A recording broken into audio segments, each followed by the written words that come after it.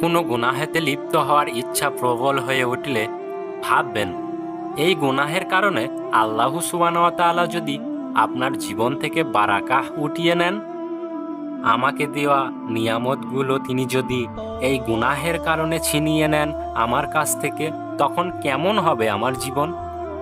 আল্লাহর দিয়া অনেক নিয়ামত আপনার জীবনে বিদ্যমান।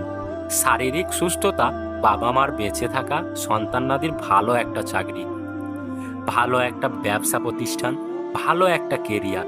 আপনি ভাববেন যে পাপে আপনি এখন লিপ্ত হতে যাচ্ছেন, তার শাস্তি হিসাবে যদি আপনার শরীরে বাসা বাঁধে কোনো মরণ ব্যাধি, যদি বাকি জীবনটা আপনাকে দৌড়াতে হয় হাসপাতাল থেকে হাসপাতালে, কেমন হবে তখন জীবন? যদি এই পাপের কারণে আল্লাহ আপনাকে আপনার বাবা মার আদর স্নেহ থেকে চিরতরে বঞ্চিত করেন, যদি আপনার সন্তানের বাবা ডাক শোনা থেকে আপনাকে বঞ্চিত করেন, যদি তিনি কেড়ে নেন আপনার প্রিয় চাকরিটা, যদি আপনার ব্যবসায়ে তিনি ধস নামান, কেমন উপভোগ্য হবে জীবনের সেই সময়গুলো? ভাববেন কোনটা অধিক বেশি দরকার, আল্লাহর ক্রোধে নিজেকে বাঁচিয়ে নিয়ামতগুলো নিয়ে বেঁচে থাকা, নাকি সাময়িক আনন্দের ওই পাপে নিজেকে ভাসিয়ে দেওয়া?